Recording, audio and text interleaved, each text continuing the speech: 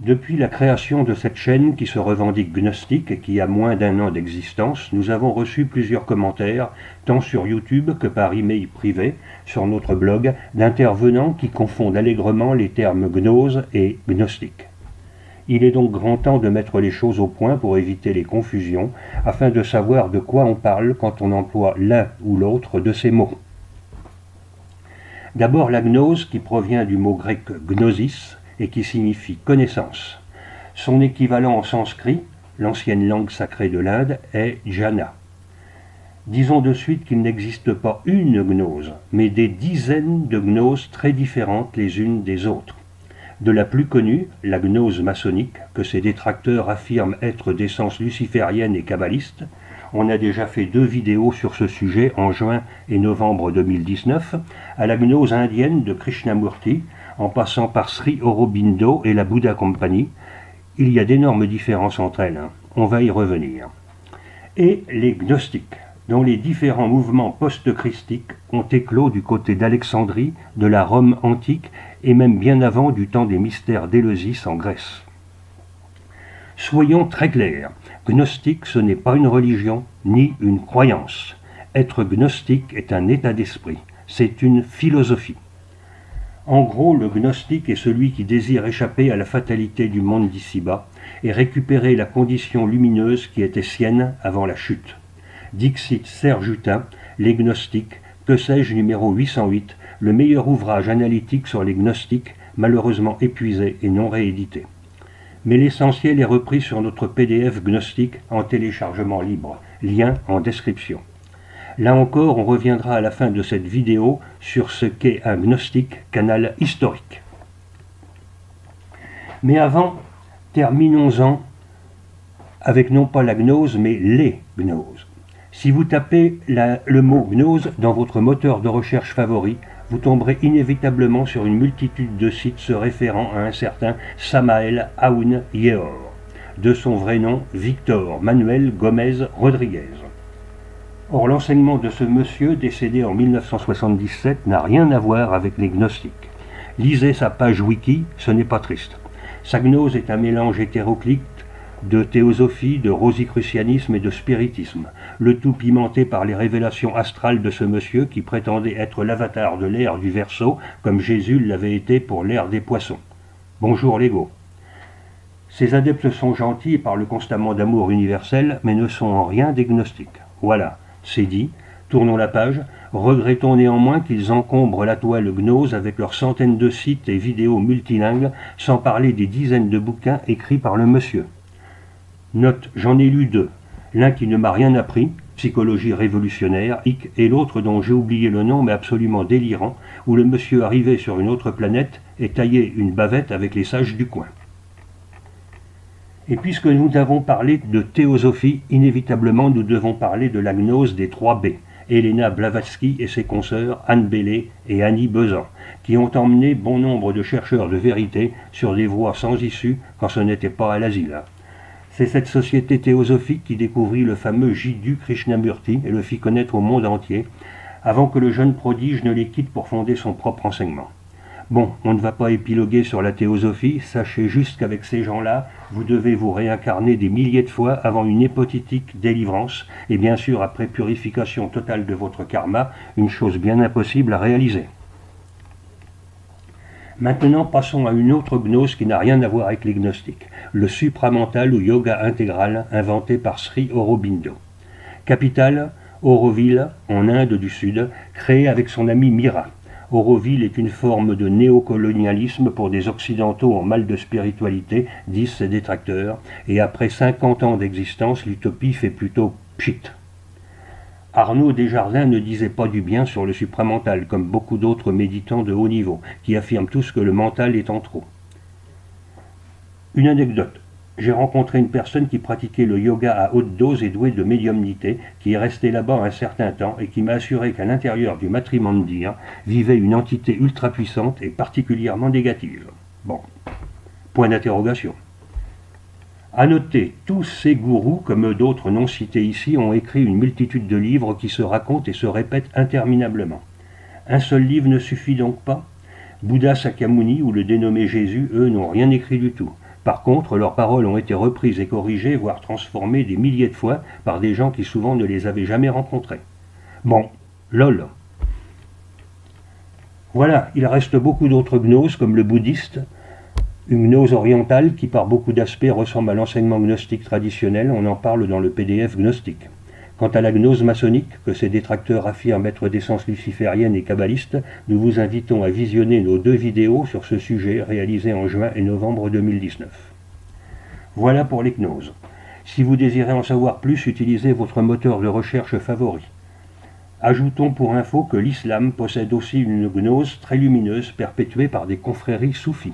Nous ferons une vidéo sur ce sujet prochainement. Passons maintenant aux gnostiques canal historique, ceux qui se réfèrent aux gnostiques d'Éleusis, de la Rome antique et d'Alexandrie, comme les célèbres Simon le magicien, Basilide, Valentin, Marcion, l'hérésiarque et consorts. Dans le PDF gnostique, une bibliographie non exhaustive est donnée.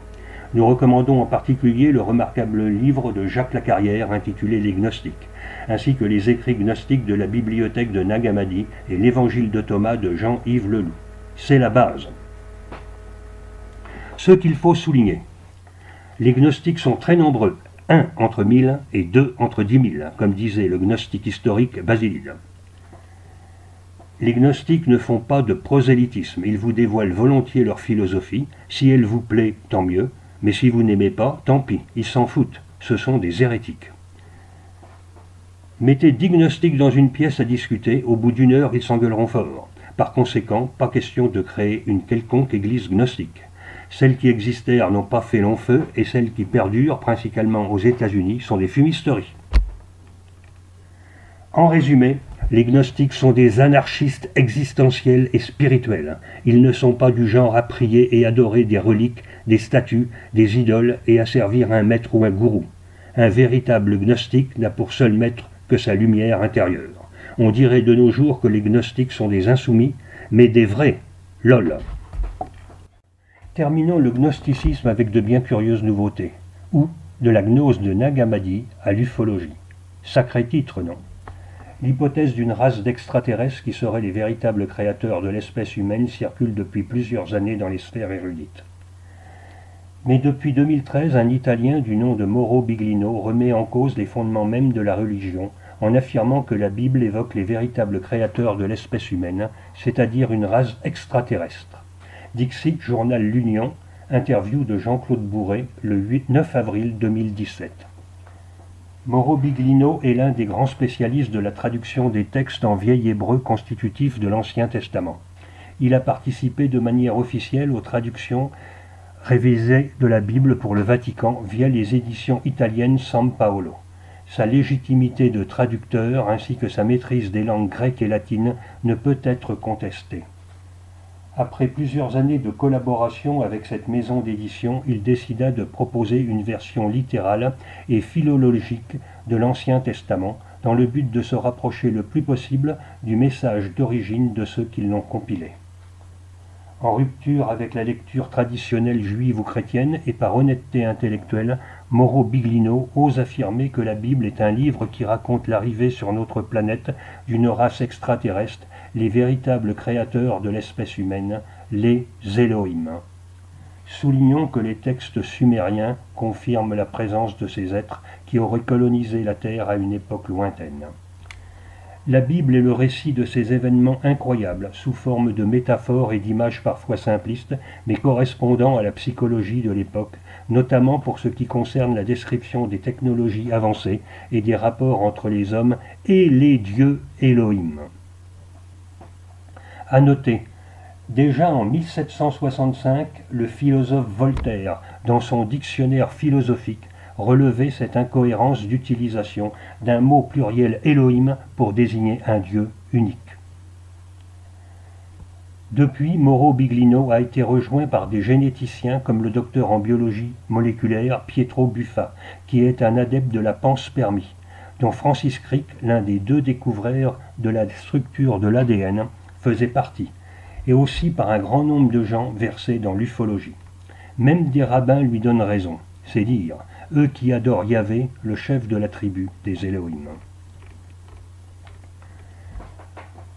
Remarquons que les civilisations précolombiennes, Olmèques, Toltèques, Aztèques, Mayas, Incas, ont représenté d'étranges dieux venus d'ailleurs. C'est aussi le cas en Inde avec la civilisation arapéenne, en Égypte ancienne, en Afrique et en Asie.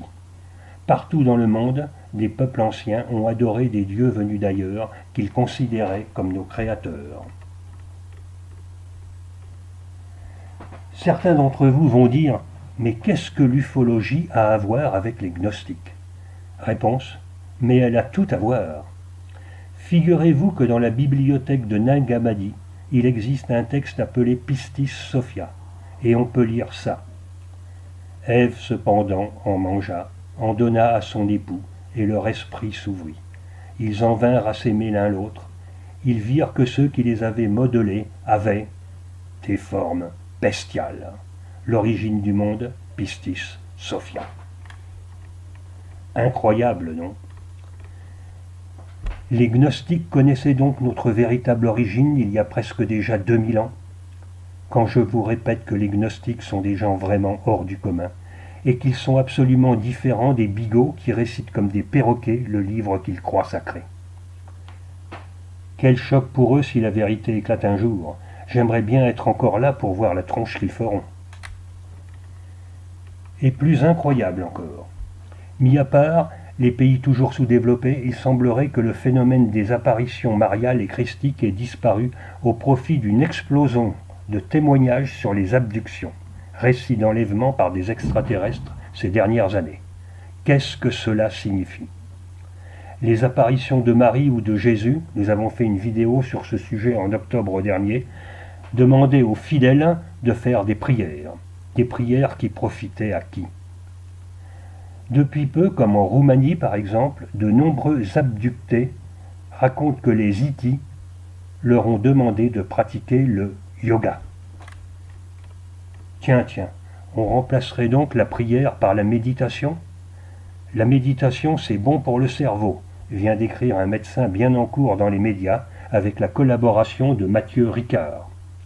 L'énergie psychique dégagée par une méditation serait-elle supérieure à celle des prières? Bon, à suivre, hein. Om.